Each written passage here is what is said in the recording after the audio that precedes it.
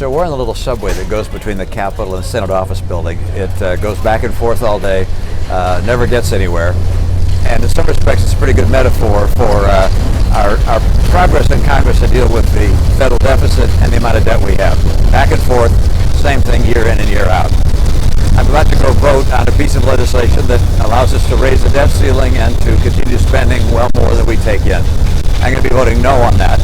But I respect the people who come to a different decision and are going to be voting yes instead, because they want to keep the government open. They want to make sure that we are able to meet the requirements that our government has. But I feel that we just can't add the amount that we've been adding to the national debt.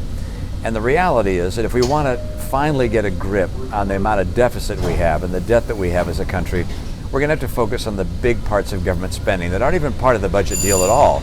And that's Medicare, Medicaid, Social Security, Transportation Trust Fund, and so forth. These are automatic spending areas and areas that we're going to have to address. And we can't just go back and forth on them like I am in this little subway right now.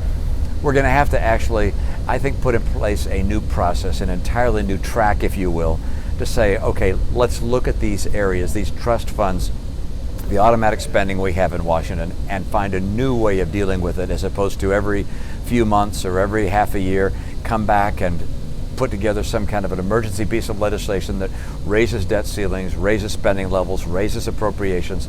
We've got to find a new way, and that's something I'm working on.